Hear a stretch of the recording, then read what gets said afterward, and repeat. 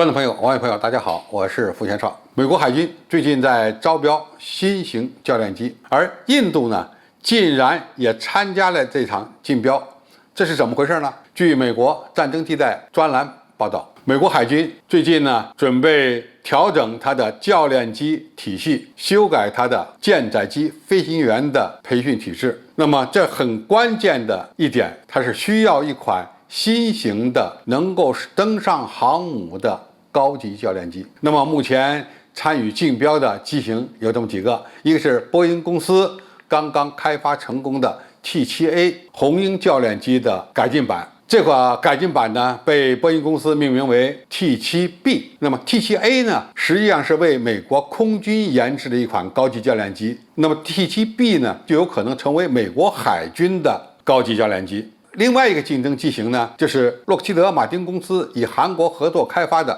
T50A 这种双座型的高级教练机，或者是教练战斗机。那么这两款机型都具备超音速能力，应该说综合性能还是不错。只不过 T50A 在竞争美国空军高级教练机的项目时呢，败给了波音公司的 T7A。那么现在美国海军也要调整它的教练机体系了，而且调整的机型主要也是高教型，因为美军现在用的隼式高级教练机是从英国引进技术，然后在美国改进改型而成的。这款教练机它的个头相对来讲比较小，而且呢不能飞超音速。显然在未来的一段时间内呢，已经不能够满足美国海军舰载航空兵培训新飞行学员的要求了。因此他们急需要有一款飞行性能比较好，而且能够超音速的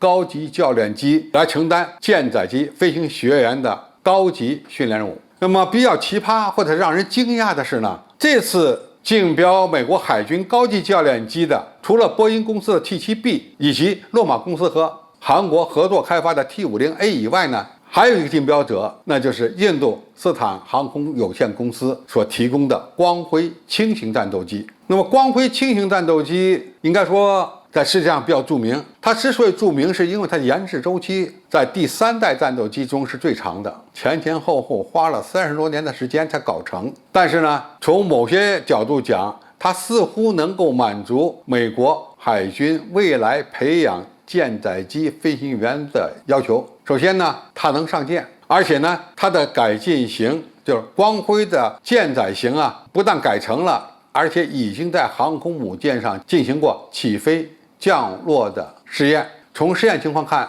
基本成功。而无论是波音的 T7 红鹰教练机，还是韩国与洛马公司合作开发的 T50A 教练机，他们还都没有上舰的经验，它都是为空军研发的高级教练机。那么要想上舰，还必须改进改型，这个呢，恐怕是印度 LCA 舰载型的一个巨大的优势。那么被很多人诟病的 LCA 有没有可能在竞标中胜出？大部分人认为没有可能，美国人怎么会看重印度的产品？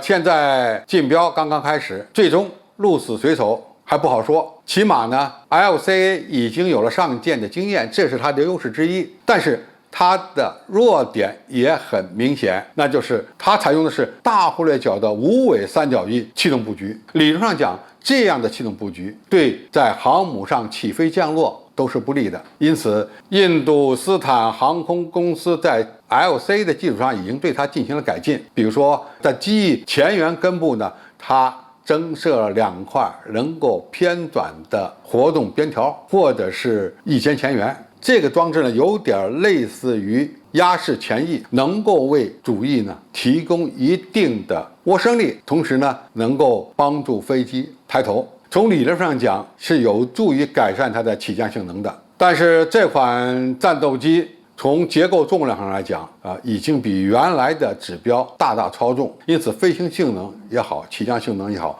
都不很理想。印度海军都没有看上这款飞机，认为它的重量大了，成本又太高，因此希望从西方国家或者从俄罗斯引进更先进的舰载战斗机。那么作为世界第一军事强国的美国，他们的海军航空兵能看上 LCA 吗？这个是要打一个问号的。那么剩下的2款教练机谁会占优？是 T7A 呢，还是 T50呢？从目前的情况看，被美国空军选中的 T7A 红鹰这种高级战机呢，也有可能被美国海军看中。为什么呢？因为如果2个军种同时选择一款高级教练机，有助于增大它的产量，同时呢降低成本。何况 T7A 它的外形和目前美军的舰载战斗机非常接近。那么无论是 FA-18EF 还是 F-35，都是采用的双垂尾这样的一个系统布局，而 T7A、T7B 的方案也是双垂尾的。同时呢，它的主翼带有边条，这一点跟 FA-18EF 又很接近。从飞行特点、飞行品质这个角度看，它和美国的现在的舰载机是相当接近的。我个人看法，在这次竞标中 ，T7 红鹰系列高级教练机有可能占据优势。何况这款教练机还是美国纯国产的，